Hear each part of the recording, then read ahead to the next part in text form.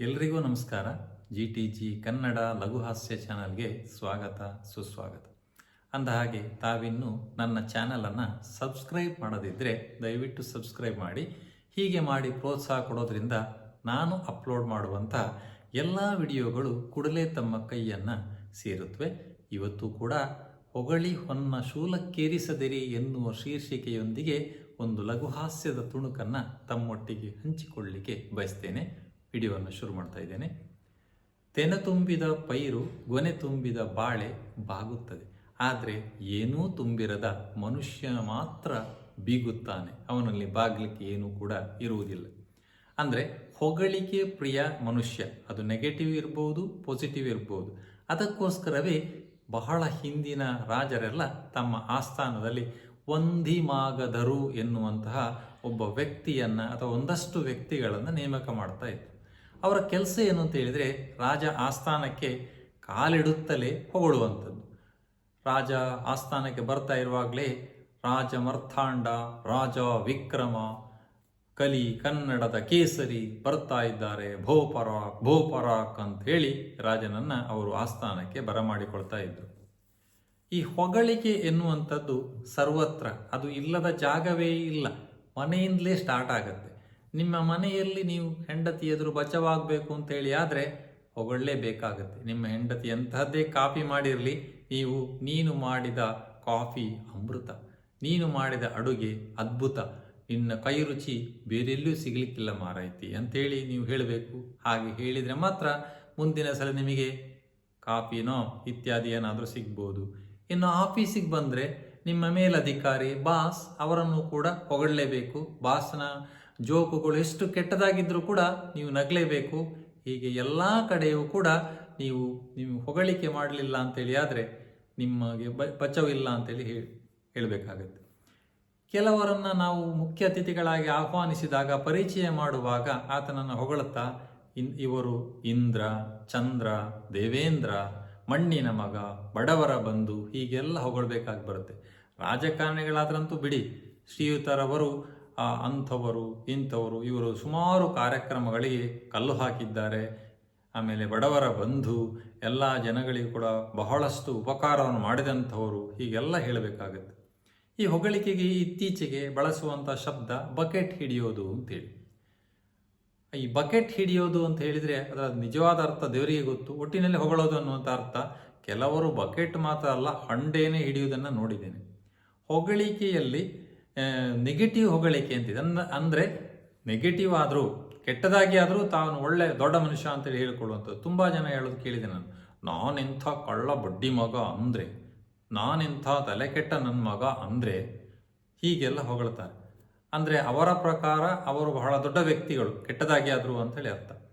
ಈ ನೆಗೆಟಿವ್ ಹೊಗಳಿಕೆ ಅಂತ ಹೇಳಿದರೆ ಏನು ಅಂತ ಹೇಳುವುದಕ್ಕೆ ಒಂದು ಘಟನೆಯನ್ನು ನಾನು ಹೇಳಲಿಕ್ಕೆ ಬಯಸ್ತೇನೆ. ಬಹಳ ಹಿಂದೆ ಅಫ್ಘಾನಿಸ್ತಾನದಿಂದ ಓರ್ವ ವಿದೇಶಿ ಪ್ರವಾಸಿಗ ಭಾರತಕ್ಕೆ ಪ್ರವಾಸ ಬರ್ತಾನೆ. ಅವನು ಭಾರತದ ಬಗ್ಗೆ ಬಹಳ ಕೇಳಿದ್ದ. ಭಾರತ ಬಹಳ ಒಳ್ಳೆಯ ದೇಶ, ಅಲ್ಲೇ ಜನ ಬಹಳ ಒಳ್ಳೆಯವರು ಅಂತೇಳಿ ಟೂರ್ ಮಾಡಬೇಕು ಅಂತ ಭಾರತಕ್ಕೆ ಬಂದ. ಅವನಿಗೆ ಬರಬೇಕಾದ್ರೆ ಮೊದಲೇ ಅಲ್ಪ ಸ್ವಲ್ಪ ಹಿಂದಿ ಭಾಷೆಯ ಜ್ಞಾನ ಇತ್ತು. ಭಾರತಕ್ಕೆ ಬಂದವನು ಡೆಲ್ಲಿಯ ಬೀದಿಯಲ್ಲಿ ಹೋಗ್ತಾ ಇದ್ದ. ಒಂದು ಬೇಕರಿ ಅವನ ಗಮನ ಸೆಳೆಯಿತು. ಅಲ್ಲಿ ತಿಂಡಿಯ ಶೋಕೇಸ್ಗಳಲ್ಲಿ ಜೋಡಿಸಿ ಇಟ್ಟಿದ್ರು. ಹೋದವನೇ ಅಲ್ಲಿ ಒಂದು ತಿಂಡಿ ಅವನ ಗಮನ ಸೆಳೆದು ಕೇಳದ ಅಂಗಡಿ ಆತನ ಇದೇನು ಅಂತೇಳಿ ಕೈ ತೋರಿಸಿ ಕೇಳಿದ್ದು. ಅಷ್ಟೊತ್ತಿಗೆ ಅವನು ಹೇಳಿದ ಖಾಜಾ ಅಂತ. ಇವನಿಗೆ ಗೊತ್ತಿದ್ದ ಹಿಂದಿಯಲ್ಲಿ ಖಾಜಾ ಅಂದರೆ ತಿಂದು ಹೋಗು ಅಂತ ಅರ್ಥ.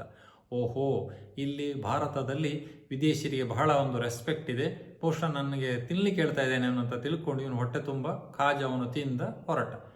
ಅಂಗಡಿಯವನು ಮೆಲ್ಲ ಅವನನ್ನು ಕೈ ನಿಲ್ಲಿಸಿ ಕೇಳಿದ ದುಡ್ಡು ಕೊಡು ಅಂತ. ಅವನು ಕೇಳಿದ್ದು ಇವನಿಗೆ ಅರ್ಥ ಆಗಲಿಲ್ಲ.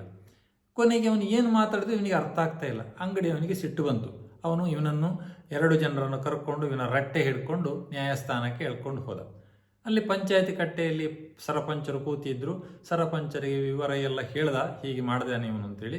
ಕೊನೆಗೆ ಪಂಚಾಯತಿನ ಸರಪಂಚರು ಆದೇಶ ಮಾಡಿದ್ರು, ಹೋಗಿ ಏನು ಪನಿಷ್ಮೆಂಟ್ ಅಂತ ಹೇಳಿದರೆ ಇವನ ತಲೆಯನ್ನು ನುಣ್ಣಗೆ ಬೋಳಿಸಿ, ತಲೆಯ ಮೇಲೆಲ್ಲ ಸುಣ್ಣದ ಬೊಟ್ಟನ್ನಿಟ್ಟು, ಕತ್ತೆಯ ಮೇಲೆ ಕೂರಿಸಿ ಮೆರವಣಿಗೆ ಮಾಡಿ ಊರಿನಿಂದ ಆಚೆ ಅಟ್ಟಿ ಅಂತ ಹೇಳಿದರು. ಅದೇ ಕೆಲಸ ಮಾಡಿದರು. ಇವನಿಗೆ ಏನಾಯಿತು, ಆಚೆ ಈಚೆ ಇಬ್ಬರು ಕೂಡ ಹಿಡ್ಕೊಂಡು ಇವನ ತಲೆಯನ್ನು ಬೋಳಿಸಿದಾಗ ಇವನು ಇದು ನನಗೆ ಕೊಡುವಂಥ ರೆಸ್ಪೆಕ್ಟ್ ಅಂತ ತಿಳ್ಕೊಂಡ. ಇನ್ನು ನಗುತ್ತಾಲೇ ಇದ್ದ. ಸ್ವಲ್ಪ ಹೊತ್ತಾಯಿತು, ಇವನ ತಲೆಗೆ ಸುಣ್ಣದ ಬೊಟ್ಟಿಟ್ಟು, ಓ ನನ್ನ ತಲೆಗೆ ಅಲಂಕಾರ ಮಾಡ್ತಾ ಇದ್ದಾರೆ ಅಂತ ತಿಳ್ಕೊಂಡ. ಆಮೇಲೆ ಏನು ಮಾಡಿದ್ರು, ಕತ್ತೆ ಮೇಲೆ ಕೂರಿಸಿದ್ರು, ಓ ಇದಿಲ್ಲಿನ ಸಂಪ್ರದಾಯ ಅಂತ ತಿಳ್ಕೊಂಡು ಕತ್ತೆ ಮೇಲೆ ಕೂರಿಸಿದಂಥ ಅವರು ಇವನನ್ನು ಊರಿಡೀ ಮೆರವಣಿಗೆ ಮಾಡಿದರು. ಮೆರವಣಿಗೆಯಿಂದ ಸುಮ್ಮನೆ ಆಗ್ತದೆಯೋ, ಆಚೆ ಈಚೆ ಇವನ ಒಟ್ಟಿಗೆ ಜನ ಇದ್ದರು, ಬ್ಯಾಂಡು ವಾಲಗದಲ್ಲಿ ಇವನು ಕರ್ಕೊಂಡು ಹೋಗ್ತಾ ಇದ್ರು. ಇವನಿಗೆ ಅತ್ಯಂತ ಖುಷಿಯಾಯಿತು, ನನಗೆ ತಿನ್ನಲಿಕ್ಕೆ ಕೊಟ್ಟಿದ್ದಾರೆ, ಜೊತೆಗೆ ಮೆರವಣಿಗೆ ಮಾಡ್ತಾ ಇದ್ದಾರೆ ಅಂತ. ಕೊನೆಗೆ ಇವನ ಬೆನ್ನಿಗೆ 4 ತಟ್ಟಿದ್ರು. ಇವನೇನು ತಿಳ್ಕೊಂಡು, ಓಹೋ ಶಹಬಾಸ್ ಕೊಡ್ತಾ ಇದ್ದಾರೆ ಅಂತ. ಕೊನೆಗೆ ಇವನನ್ನು ಕೆಳಗೆ ಇಳಿಸಿ ಹೋಗು ನಡಿ ಅಂತ ಬಿಟ್ಟರು. ಅವರೇನೇನು ಬೈಕೊಂಡ್ರೆ ಯಾವುದು ಕೂಡ ಇವನಿಗೆ ಅರ್ಥ ಆಗಿಲ್ಲ, ಅದೆಲ್ಲ ಹೊಗಳಿಕೆ ಅಂತಲೇ ತಿಳ್ಕೊಂಡ. ಕೊನೆಗೆ ತನ್ನ ದೇಶಕ್ಕೆ ಹೊರಟು ಹೋದ. ಅಲ್ಲಿ ಯಾರೋ ಇವನನ್ನು ಕೇಳಿದರು, ಅಪ್ಪ ಮಹಾರಾಯ ಭಾರತ ಹೇಗಿತ್ತು ಅಂತ. ಆಗ ಇವನು ಹೇಳ್ದ, ಭಾರತನ ಬಹಳ ಒಳ್ಳೆಯ ಒಂದು ದೇಶ, ಅಲ್ಲಿ ಜನರು ಎಷ್ಟು ಒಳ್ಳೆಯವರು ಅಂತ ಹೇಳಿದರೆ, ವಿದೇಶದವರು ಬಂದರೆ ಉಚಿತವಾಗಿ ತಿನ್ನಲಿಕ್ಕೆ ಬೇಕಾದನ್ನು ಕೊಡ್ತಾರೆ, ನೀವು ಏನು ಬೇಕಾದರೂ ತಿಂದು ಹಾಗೆ ದುಡ್ಡು ಕೊಡದೆ ಹೋಗ್ಬೋದು. ಹೋದ ಮೇಲೆ ನಿಮ್ಮನ್ನು ಕರೆದು 2 ಜನ ಆಚೆ ಈಚೆ ನಿಮ್ಮ ರಟ್ಟೆಯನ್ನು ಹಿಡ್ಕೊಳ್ತಾರೆ. ಆಮೇಲೆ ನಿಮ್ಮನ್ನು ಎಲ್ಲೋ ಒಂದು ಕಡೆ ಕರ್ಕೊಂಡು ಹೋಗ್ತಾರೆ. ಆಮೇಲೆ ನಿಮ್ಮ ತಲೆಯನ್ನು ವಿಶೇಷವಾದ ಕೇಶ ಶೃಂಗಾರ ಮಾಡ್ತಾರೆ, ತಲೆಗೆ ಸುಣ್ಣದ ಬೊಟ್ಟಿನಿಂದ ಅಲಂಕಾರವನ್ನು ಮಾಡ್ತಾರೆ. ಜೊತೆಗೆ ನಿಮ್ಮನ್ನು ಮೆರವಣಿಗೆಯಲ್ಲಿ ಕತ್ತೆ ಮೇಲೆ ಕೂರಿಸಿಕೊಂಡು ಮೆರವಣಿಗೆ ಮಾಡಿ, ಊರಿನ ಜನರೆಲ್ಲ ಊರಿಡೀ ಮೆರವಣಿಗೆ ಮಾಡಿ, ಕೊನೆಗೆ ನಿಮ್ಮ ಬೆನ್ನಿಗೆ ಶಹಬಾಸ್ ಗಿರಿಯನ್ನು ಕೊಟ್ಟು ತಟ್ಟಿ ಕಳಿಸ್ತಾರೆ ಅಂತೇಳಿ ಅಲ್ಲಿ ಜನಗಳು ಒಪ್ಕೊಂಡು. ನೆಗೆಟಿವ್ ಹೊಗಳಿಕೆ ಅಂತ ಹೇಳಿದ್ರೆ ಇದು. ಹುಡುಗಿಯರು ಬಹಳ ಚೆನ್ನಾಗಿದ್ದಾರೆ ಅಂತ ಹೇಳುವಂಥ ಒಂದು ಹೊಗಳಿಕೆ ಶಬ್ದವನ್ನು ನೀವೆಲ್ಲ ಕೇಳಿರ್ಬೋದು. ಹುಡುಗಿ ಹೇಗಿದ್ದಾಳೆ ಅಂತ ಹೇಳಿದರೆ ಅವಳನ್ನು ಕೈ ತೊಳೆದು ಮುಟ್ಟಬೇಕು ಅಂತ. ಇದಕ್ಕೆ ಕರೆಕ್ಟ್ ಆಪೋಸಿಟ್ಟು ಇದೆ. ಮುಟ್ಟಿ ಕೈ ತೊಳಿಬೇಕಾದಂಥ ಸಂದರ್ಭದಂಥವರು ಕೂಡ ಇರಬಹುದು. ಹೋಟೆಲ್ನವರು ಕೂಡ ಹೊಗಳಿಕೆಯನ್ನು ಬಿಟ್ಟಿಲ್ಲ. ತಮ್ಮ ಹೋಟೆಲ್ ಎಷ್ಟು ಚೆನ್ನಾಗಿದೆ ಅಂತ ಶೀರ್ಷಿಕೆಯಲ್ಲಿ ತೋರಿಸಿರ್ತಾರೆ ಅವರು. ಅಮ್ಮನ ಕೈ ರುಚಿ, ಅಮ್ಮನ ಕೈ ತುತ್ತು ಇತ್ಯಾದಿಗಳು. ನೀವಲ್ಲಿ ಒಳಗೆ ಹೋಯಿತು ಅಂತ ಹೇಳಿದ್ರಲ್ಲಿ ಅಮ್ಮನೂ ಇರೋದಿಲ್ಲ, ಗುಮ್ಮನೂ ಇರೋದಿಲ್ಲ, ಕೈ ತುತ್ತು ಕೈ ರುಚಿ ಯಾವುದೂ ಕೂಡ ಇರೋದಿಲ್ಲ. ಮಾಮೂಲಿ ಹೋಟೆಲ್ ಆಗಿರುತ್ತೆ. ಇನ್ನು ಕೆಲವರು ತಾವು ಮಹಾನ್ ಕಾಯಿಲೆಗಳನ್ನು ಸಾಕಿಕೊಂಡಿದ್ದಾರೆ ಅಂತ ಬಹಳ ಗತ್ತಿನಿಂದ ಹೇಳ್ತಾರೆ. ನನಗೆ BP, ಶುಗರು, ಸೊಂಟ ನೋವು, ಮಂಡಿ ನೋವು ಇತ್ಯಾದಿಗಳೆಲ್ಲ ಇರುವಂಥವರು, ನೋಡು ಇದು ನಾನು BP-ಗೆ ತಿನ್ನುವ ಮಾತ್ರೆ, ಇದು ನಾನು ಶುಗರಿಗೆ ತಿನ್ನುವ ಮಾತ್ರೆ, ಇದು ಮಂಡಿ ನೋವಿಗೆ, ಇದು ತಲೆನೋವಿಗೆ ಅಂತ ಒಂದು 5-6 ಮಾತ್ರೆಗಳ ಕಟ್ಟನ್ನು ತೋರಿಸಿ ಅದೇನು ತಮ್ಮ ಮಹಾನ್ ಸಾಧನೆಯೋ ಅಂತ ಹೇಳ್ಕೊಳ್ತಾರೆ. ಇನ್ನು ಈ ಅವರು ಮಾಡುವ ಕೆಲಸಕ್ಕೆ ಅನುಸಾರವಾಗಿ ಕೆಲವೊಂದು ನೆಗೆಟಿವ್ ಹೊಗಳಿಕೆಗಳಿರ್ತವೆ. ಕೆಟ್ಟ ವ್ಯಕ್ತಿ ಆದರೆ ಅವನಿಗೆ ಕಚ್ಚೆ ರುಕ ಅಂತ, ಗಂಡು ವಿಪರೀತವಾದಂತಹ ಗಂಡು ಬುದ್ಧಿಯನ್ನು ತೋರಿಸುವಂಥ ಹುಡುಗಿ ಆದರೆ ಗಂಡು ಬೀರಿ ಅಂತೇಳಿ, ಹೆಂಡತಿಯ ಮೇಲೆ ಹೆಚ್ಚು ಡಿಪೆಂಡ್ ಆಗಿರುವಂಥ ಗಂಡನಿಗೆ ಅಮ್ಮವರ ಗಂಡ ಅಂತ, ಆಮೇಲೆ ವಿಪರೀತ ತಿನ್ನುವರಿಗೆ ಬಕಾಸುರ ಅಂತ ಹೇಳ್ತಾರೆ, ಆಮೇಲೆ ಲಂಪಟನಿಗೆ ಕೀಚಕ ಅಂತ ಕರೀತಾರೆ. ಇದೆಲ್ಲ ನೆಗೆಟಿವ್ ಹೊಗಳಿಕೆಗಳು. ದೇವರೇ ಹೊಗಳಿಕೆಯನ್ನು ಇಷ್ಟಪಡ್ತಾನಂತೆ, ಇನ್ನು ಹುಲು ಮನುಜನಾದಂಥ ನಮ್ಮ ಕಥೆ ಏನು? ಎಲ್ಲ ಮನುಷ್ಯರು ಕೂಡ ಹೊಗಳಿಕೆಯನ್ನು ನೆಗೆಟಿವ್ ಇರ್ಬೋದು, ಪಾಸಿಟಿವ್ ಇರ್ಬೋದು, ಇಷ್ಟಪಡ್ತಾರೆ. ಆದ ಕಾರಣ ಹೊಗಳಿಕೆ ಎನ್ನುವಂಥದ್ದು ಸರ್ವತ್ರವಾಗಿದೆ. ಎಲ್ರಿಗೂ ನಮಸ್ಕಾರ.